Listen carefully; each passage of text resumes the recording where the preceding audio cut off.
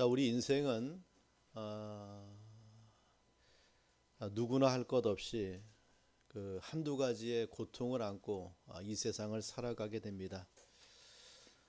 사도 바울도 그러한 고통 가운데 살았던 한 인생을 우리에게 보여줍니다. 그는 하나님의 은혜를 정말 크게 체험한 자입니다. 그리고 하나님께 또 크게 쓰임받은 그런 자입니다.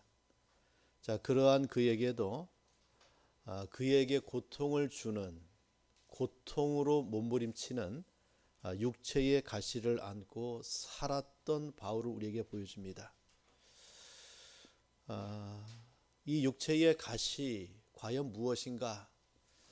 여러 신학자들이 바울이 갖고 있는 육체의 가시에 대해서 여러 가지로 설명을 해줍니다.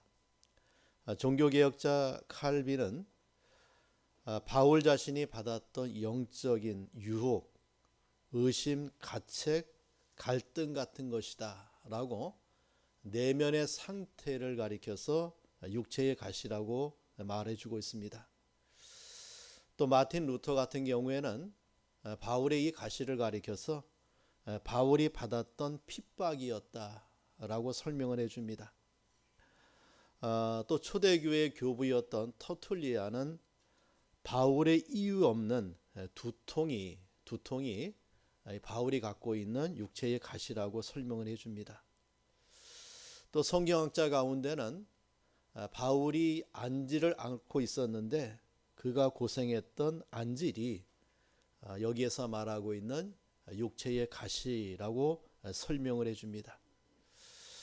자, 이러한 육체의 가시 무엇인지 알지 못하지만은 바울에겐 이 가시가 있었고 그 가시로 말미암아 저는 아주 장기적으로 그리고 끊임없이 그 가시가 바울을 괴롭혀 온 것은 확실합니다.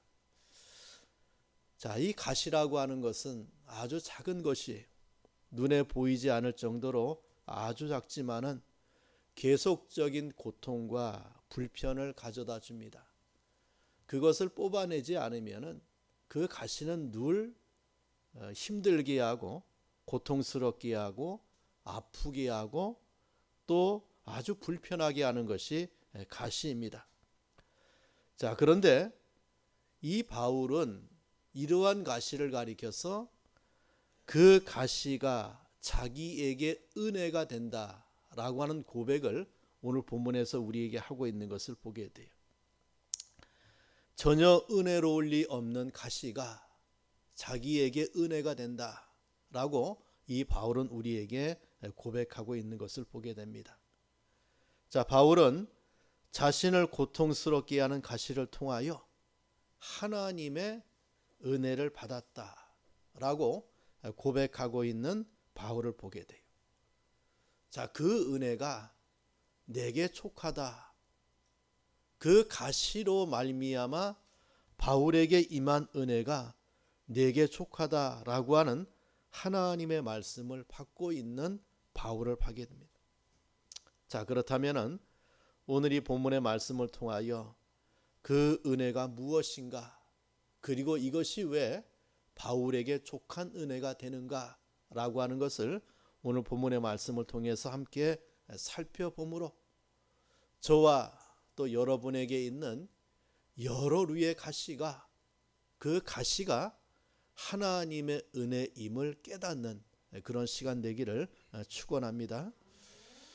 자, 그렇다면은 바울이 받은 족한 은혜가 무엇인가? 자, 먼저는 이 바울은 이러한 은혜를 우리에게 고백을 해줘요. 자, 우리 본문 1절에 보면은 무익하나마 내가 부득불 자랑하노니 주의 환상과 계시를 말하리라 라고 했습니다. 자, 무익하나마 부득불 자랑한다고 했습니다. 자, 이 말의 뜻은 이 자랑이 바울이 자기 자신에 대하여 자랑하는 것이 자기에게는 무익하다 그 말이에요.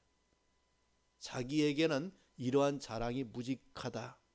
자, 그런데 내가 이 자랑을 해야 되는 것은 교회의 유익을 위하여 내가 이러한 자랑을 너희에게 해야 된다. 이것이 무익하나마 부득불 자랑하는 내용이 됩니다. 즉 교회를 위하여 자신이 어떠한 사람임을 알리는 것이 필요하다 그 말이. 그래서 바울은 나에게는 무익하지만 당신들을 위하여, 교회를 위하여 내가 이러한 자랑은 꼭 해야 되겠다라고 우리에게 말씀하고 있는 것이 바로 부득불 자랑함이 됩니다.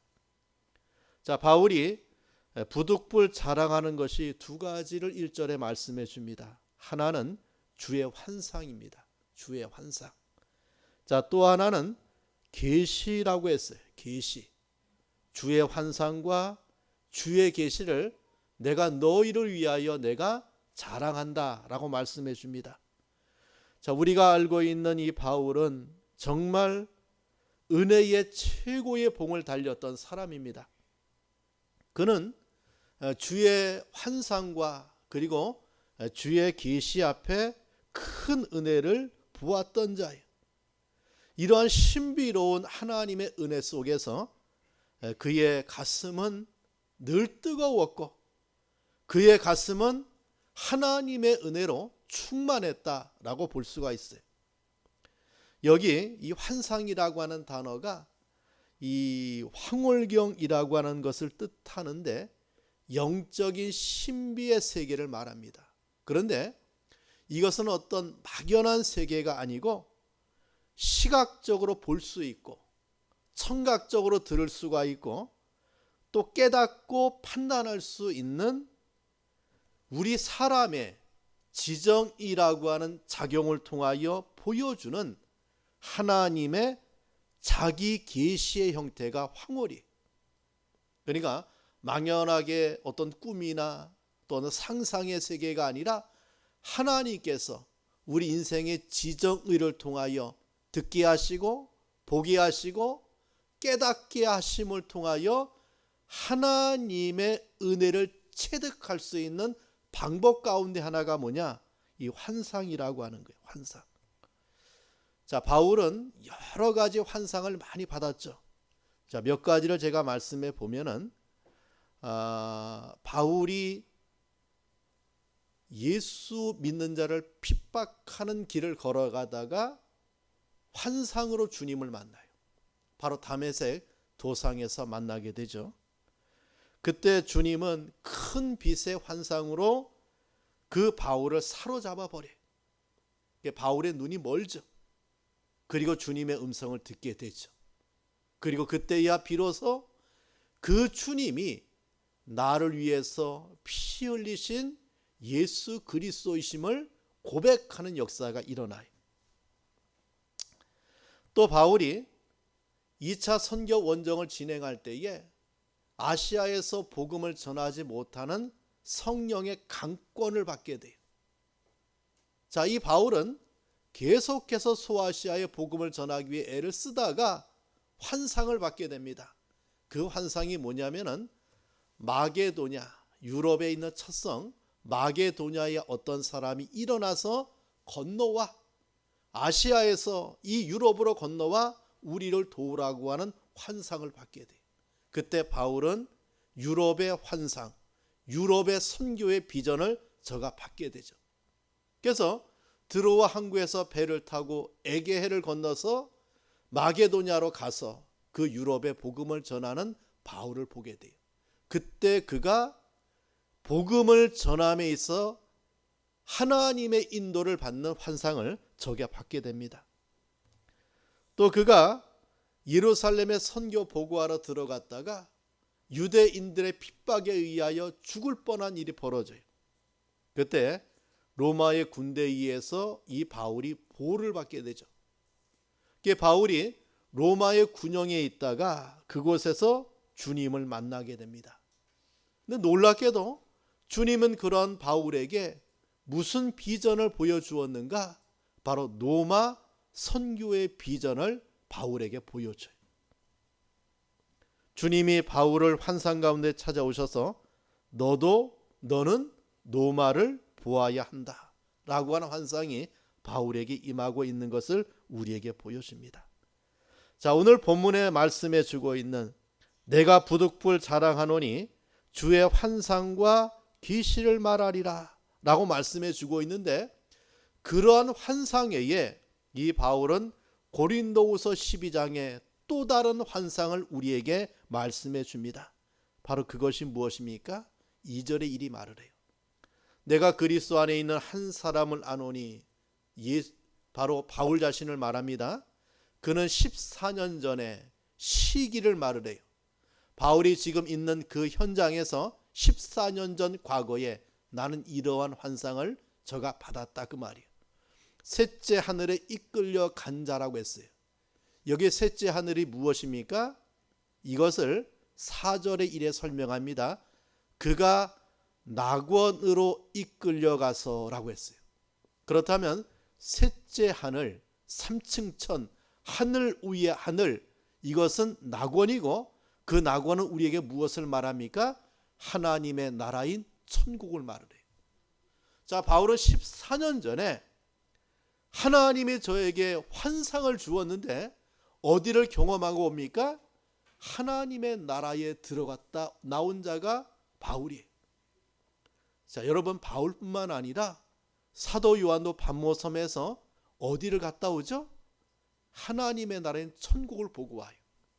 자, 여기 3층 천이라고 하는 낙원에서 셋째 하늘에 이끌려 올라가 이러한 은총을 체험했던 자기의 과거를 고백하고 있는 바울을 보게 돼요. 그리고 그곳에서 그가 하나님의 계시를 받게 됩니다. 자, 우리 4절 보세요. 자, 읽어봅시다. 시작.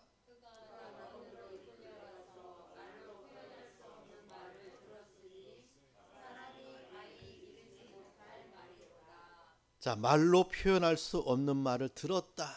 누구의 음성입니까? 하나님의 음성을 들었어요. 하나님의 음성을 받았다는 말이에요. 그 하나님의 음성이 바로 계시로 누구에게? 바울에게 임했다라고 하는 것을 우리에게 말씀해 주고 있어요. 자, 이것을 7절에 이래 설명합니다. 여러 계시를 받은 것이라고 해요. 여러 계시를 받은 것이다.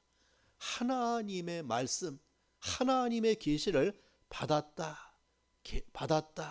이것이 지극히 크다라고 했어요.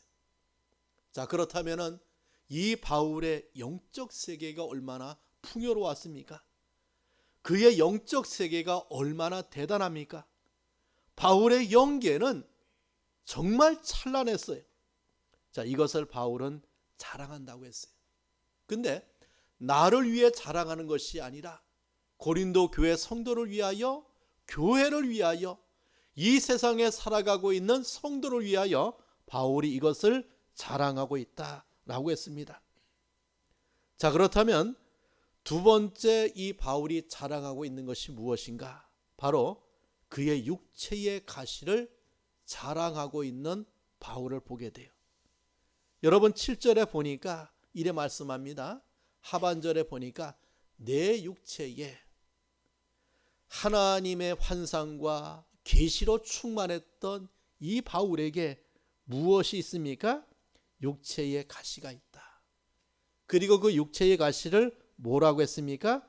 사탄의 사자라고 했어요. 육체의 가시, 사탄의 사자를 하나님이 나에게 주셨다라고 고백하고 있는 바울을 보게. 여러분, 그의 영적 세계는 풍요로웠어요.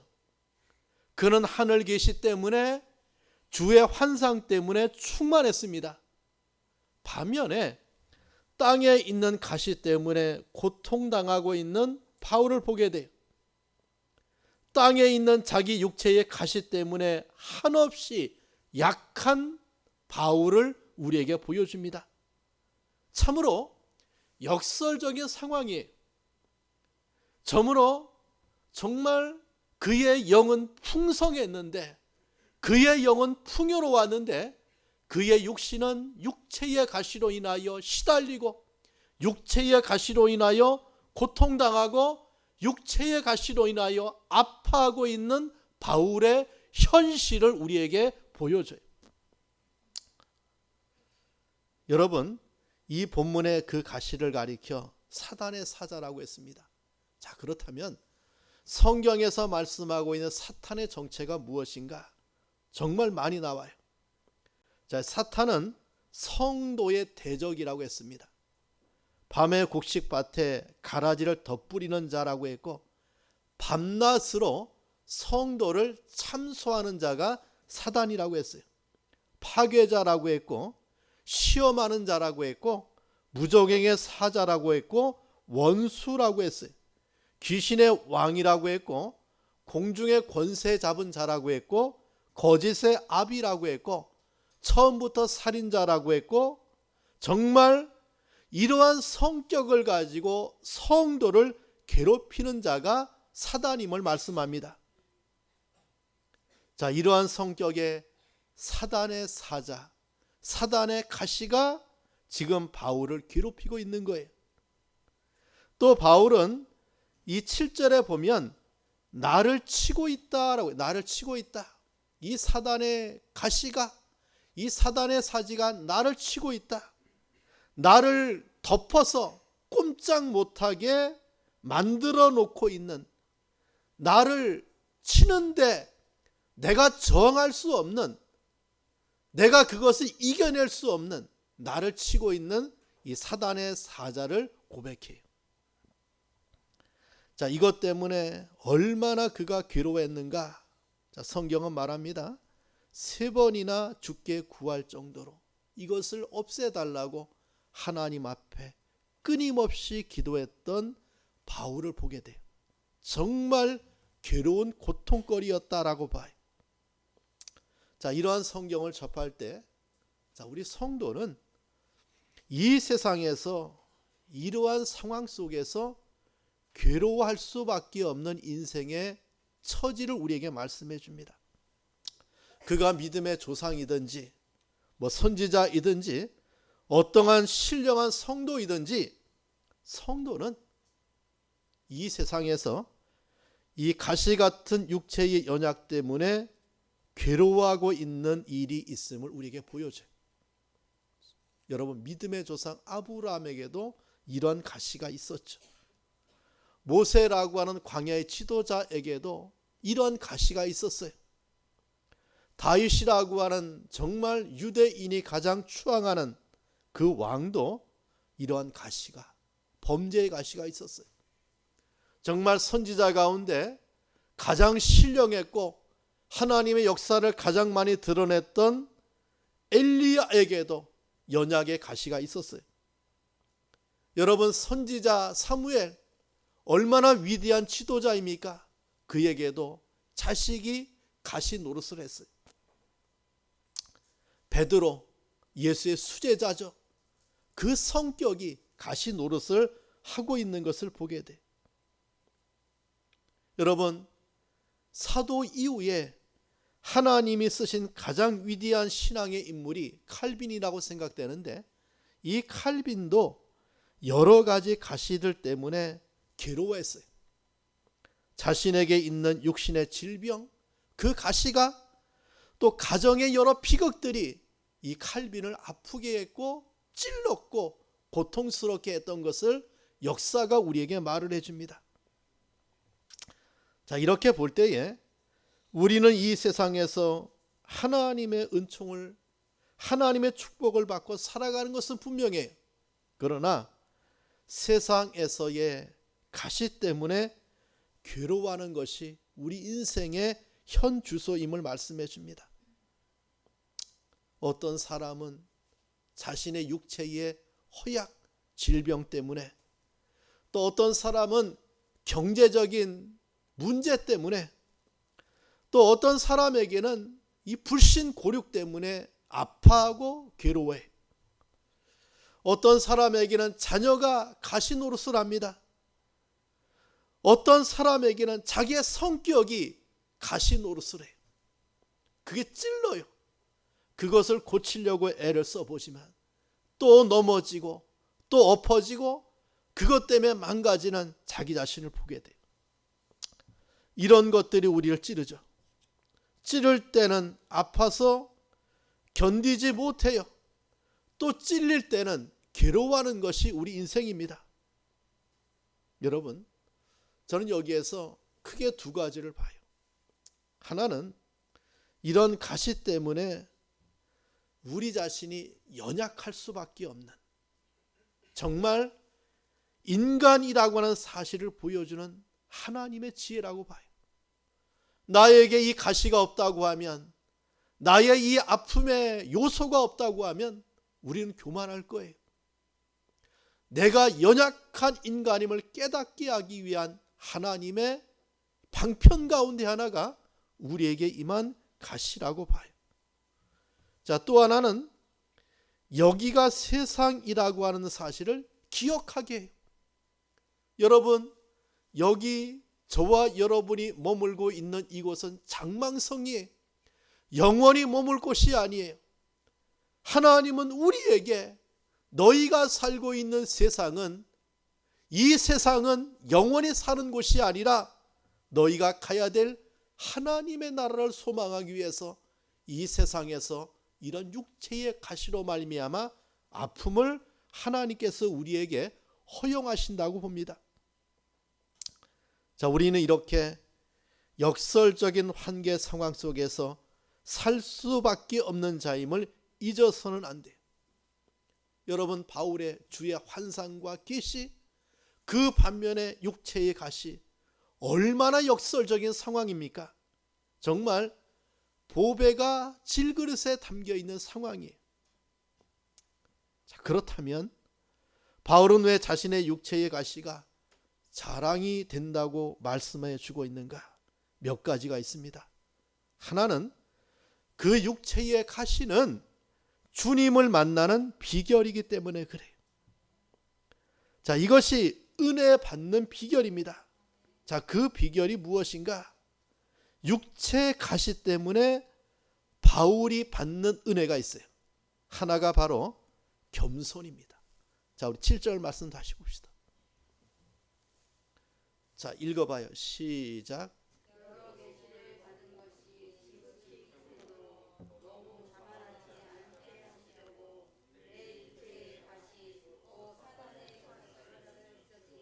예, 여기 보면은 하나님이 왜 바울에게 육체의 가시를 주었습니까? 너무 자만하지 않기 위해서. 여러분, 바울은 교만할 수 있는 요소가 많아요. 그의 지식이 그렇죠. 그의 사명이 그렇죠. 오늘 본문에서 말씀해 주고 있는 그의 영적 세계가 그래요. 남들에게 없는 주의 환상, 남들에게 없는 주의 계시가 이 바울에게 있어요. 근데 하나님은 그러한 바울을 교만으로, 자만으로 넘어지지 않기 위하여 무엇을 주었습니까? 육체의 가시를 바울에게 주신 거예요. 자, 바울로 하여금 자만하지 않게 하시려는 하나님의 은혜라고 하는 거예요. 하나님의 은혜다. 이 자만이라고 하는 말이 교만이라고 하는 뜻입니다. 하나님께서는 바울로 하여금 교만하지 않도록 육체의 가시를 주셨다라고 하는 거예요. 그가 받은 은혜가 너무 커서 교만해질까 봐 주어진 가시라고 하는 거예요. 여러분, 하나님은 교만한 자를 가장 미워하셔요. 정말 우리가 은혜 받으면 받을수록 교만의 자리에 가면 절대로 안 되고 겸손의 자리로 가는 것이 은혜 받는 성도가 가야 될 자리입니다. 정말 은혜 받은 성도가 조심하지 않으면 교만 때문에 떨어지는 예를 우리가 부시기수로 봐요. 하나님께서는 우리 성도가 무엇을 잘한 뒤에 교만에 빠지는 것보다 잘못했을지라도 회개하며 겸손한 자리에 머무는 것을 더 낫게 보세요. 정말 내가 하나님의 은혜 때문에, 나의 잘난 것 때문에 하나님 앞에 교만하면 하나님이 꺾어버려요. 하나님을 대적하는 가장 무서운 것이 무엇이냐? 우리의 교만이에요. 교만은 하나님과 존립할 수가 없어요. 바울을 겸손하게 하기 위하여 주어진 가시, 그 결과 바울로 하여금 그가 받은 은혜를 지속하기 위한 하나님의 은혜의 손길이 무엇입니까? 육체의 가시였다라고 하는 거예요. 자, 두 번째는 왜 이것이 은혜가 되는가? 자, 우리 9절 말씀 봅시다. 읽어봐요. 시작.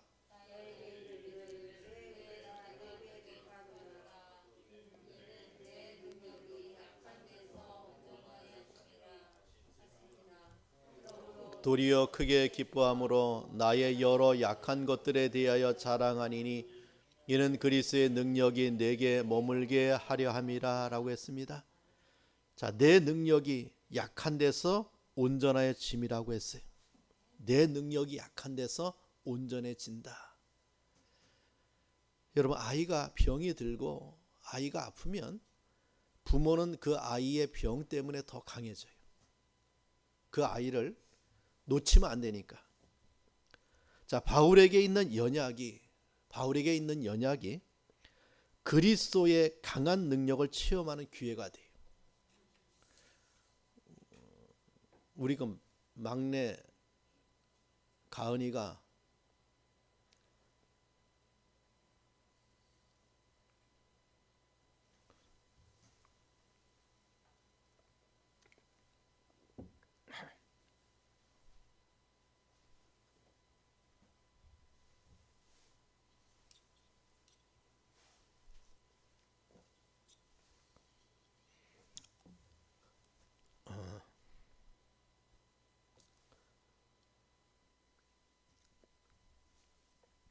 어릴 때 속이 많이 아팠어요.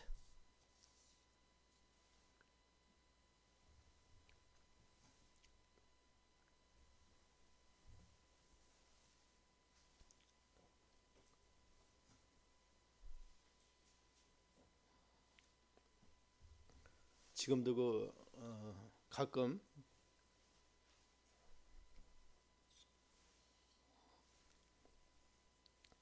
한 달에 한두 번 정도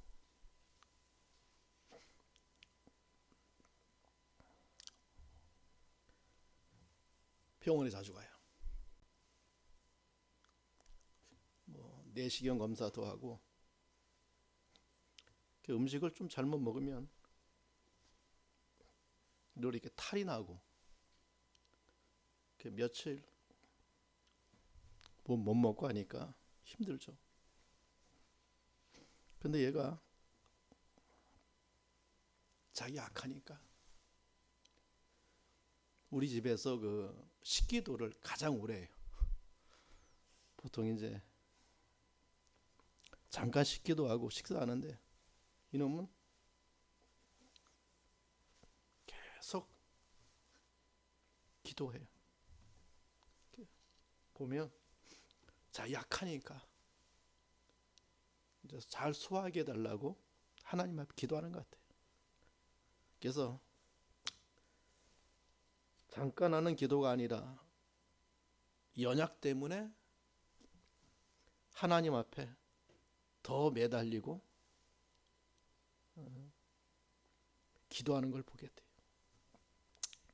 여러분, 우리의 연약, 자, 이것은 왜 은혜가 되느냐? 주님을 더 강하게 붙들 수 있는 그런 체험할 수 있는 기회가 되는 거예요.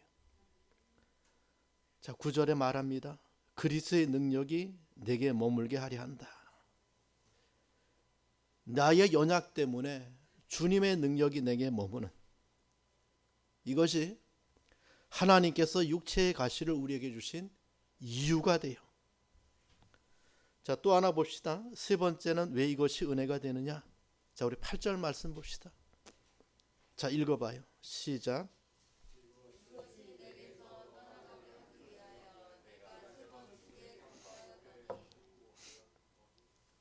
자, 바울은 그 연약 때문에 하나님 앞에 기도하는 자가 됐어요. 3번 주께 간구했다. 아주 힘써서 간절히 완전히 기도했다, 그 뜻이에요. 3번이라고 하는 말은 그것이 해결될 때까지, 응답받을 때까지 끊임없이 기도했다, 그 말입니다. 자, 그렇다면 우리에게 있는 가시는 기도하기 위해서 있는 거예요. 하나님의 저와 여러분에게 기도를 통하여 그 기도 할 수 있도록 우리에게 주신 은혜의 방편이 무엇이냐? 바로 가시라고 하는 거예요. 그러면 육체의 가시는 은혜 받았다는 증거가 됩니다. 어떤 은혜를 받았습니까? 기도 응답의 은혜를 바울이 받았어요. 자, 오늘 본문에 말씀합니다. 9절에 나에게 이르기를, 8절에 하나님 앞에 기도했어요. 떠나가기 위해서, 이것이 나에게 없어지게 하기 위해서 하나님 앞에 정말 간구했어요. 끝까지 간구했죠. 그리고 9절에 응답이 임합니다. 나에게 이르시기를 내 은혜가 내게 족하다 라고 하는 하나님의 응답이 바울에게 임하고 있는 것을 보게 돼요. 바울은 육체의 가시 때문에 너무나 괴로워서 그것을 없이 해달라고 기도했는데 하나님은 응답하시기를, 자, 그 가시, 이것이 내가 너에게 주신 은혜다라고 하는 거예요. 그 가시, 곧 내 은혜가 내게 족하다라고 말씀해줘요. 바울에게 있는 가시는 사단의 사자고 바울을 치는 것이고 넘어뜨리는 것인 줄 알았는데, 이것은 바로 주님의 능력이 바울에게 머물게 하려는 하나님의 섭리라고 하나님께서 응답해 주고 있는 것을 우리에게 보여줍니다. 여러분, 이렇게 고통 가운데 우리는 하나님의 은혜가 있을 수 있다는 것을 알려줘요. 하나님의 능력은 약한 데서 강하게 된다는 사실을 우리에게 알려주고 있습니다. 자, 그 결과 바울이 어떻게 말합니까? 9절 하반절에 말합니다. 그러므로 도리어 크게 기뻐하고 있습니다. 그리고 무엇을 말합니까? 나의 여러 약한 것들에 대하여 자랑하고 있는 바울을 보게 돼. 가시 때문에 기뻐하고 가시를 오히려 자랑하고 있는 바울을 보게 돼요. 10절에 말합니다. 그러므로 내가 그리스도를 위하여 약한 것들과 능력과 궁핍과 박해와 공고를 기뻐하노니 이는 내가 약할 그때에 강함이라 라고 선언하고 있는 바울을 우리에게 보여줍니다. 여러분, 이것이 바로 바울이 육체의 가시를 통해서 저에게 주어진 은혜라고 하는 거예요. 내가 약할 그때에 나를 강하게 하시는 하나님을 체험한 이 바울이 우리에게 고백해 주고 있는 것이 뭡니까? 내가 약할 그때에 우리가 강해지는, 육체의 가시 때문에 하나님의 능력에 붙들려 살아가고야만은 성도의 신앙의 모습을 우리에게 말씀해 주고 있습니다. 우리 사랑하는 성도 여러분, 정말 기독교는 약자의 복음이에요. 기독교는 정말 미미하게 시작했지요. 없는 듯이 시작해서 없는 듯이 이 일이 진행이 되었어요. 그러나 기독교는 약할 그때 곧 강해집니다. 죽고자 할 때 살고, 잃고자 할 때 얻고, 낮아지고자 할 때 높아지고, 무명해질 때 유명해지고, 아무것도 없는 것 같은 실상, 그때 모든 것을 누릴 수 있는 것이 기독교예요.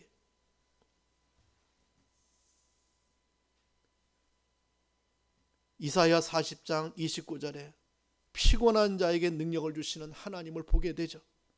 무능한 자에게 힘을 더하시는 하나님을 보게 돼.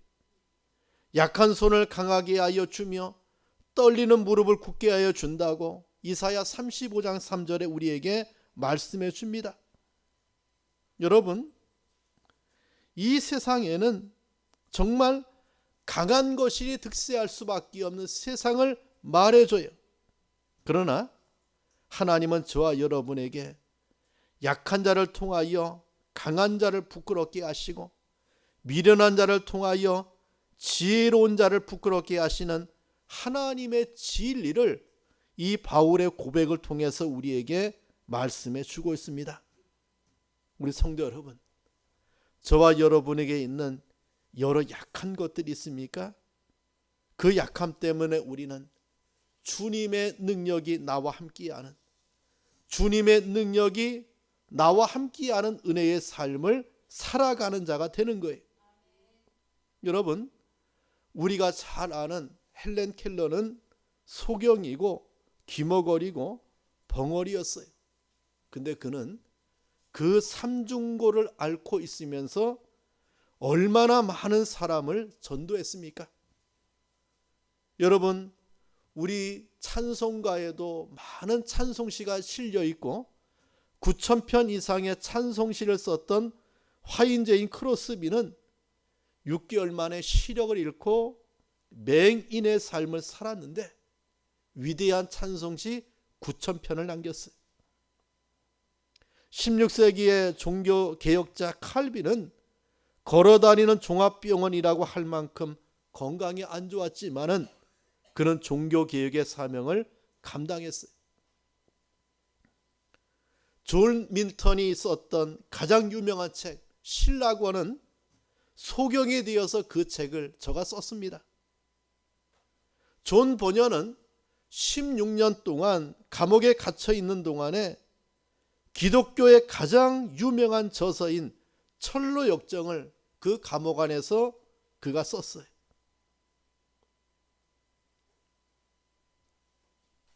여러분, 오늘 본문의 사도 바울도 육체의 가시를 가진 자입니다. 육체의 가시 때문에 낙오되고 실패하는 인생이 아니라 오히려 주님을 의뢰함으로 지혜 있는 자, 강한 자가 된 거예요. 혹시 여러분에게 있는 육체의 가시로 말미암아 약해진 삶을 살아가고 있습니까? 그것은 하나님의 뜻이 아니에요. 하나님은 저와 여러분에게 그 가시를 통하여 주실 은혜가 있기 때문에 우리에게 이러한 가시를 갖고 살아갈 수 있도록 역사하셨음을 오늘 바울의 고백을 통해서 우리에게 말씀해 주고 있습니다. 오늘 말씀을 읽으며 설교를 맺겠습니다. 나의 여러 약한 것들에 대하여 자랑하리니 이는 그리스도의 능력으로 내게 머물게 하리 함이라. 이런 은혜가 있기를 축원합니다. 자, 우리 기도하겠습니다. 하나님 앞에 기도합니다. 내 은혜가 내게 족하다. 내 은혜가 내게 족하다. 내 가시, 이것이 하나님이 너에게 주신 은혜요, 이것이 내게 족하다라고 말씀하는 하나님의 말씀을 듣기를 바랍니다. 위에서 같이 기도하겠습니다. 하나님 아버지, 감사합니다. 주의 은혜 가운데 이 시간도 사도 바울의 육체의 가시로 말미암아 저가 누리는 영적 풍요의 세계를 우리에게 말씀해 주고 있음에 감사합니다. 내 은혜가 내게 족하다라고 하는 이 말씀을 듣는 시간 되기 원합니다. 그것이 은혜가 되고 그것이 주님의 능력이 내게 머물게 되고 그것으로 말미암아 약할 그때에 내가 강한 자의 삶을 살아갈 수 있는 은혜 받는 첩경의 비결임을 깨닫는 우리 성도들의 신앙의 삶이 될 수 있도록 은혜를 베풀어 주시옵소서. 하나님 아버지, 감사합니다. 약할 그때 곧 강함을 체험할 수 있도록 하나님께서 우리들에게도 여러 육체의 가시로 말미암아 이것이 우리에게 은혜가 됨을, 이것을 통해서 하나님의 능력이 내 속에 머물게 됨을, 그 가시로 말미암아 하나님의 손에 붙들려 쓰임받는 삶을 살아갈 수 있는 이 은총의 삶을 우리에게 말씀해 주고 있음에 감사합니다. 약할 그때의 강함임을 체험하고 고백하고 그 은혜를 맛보아 누리는 우리의 성도들이 될 수 있도록 은혜를 베풀어 주시옵소서. 그 육체의 가시가 하나님이 나에게 주신 은혜요, 이것이 나에게 족함을 깨달을 수 있도록 주님이 은혜를 베풀어 주시옵소서. 예수님의 이름으로 기도합니다. 아멘.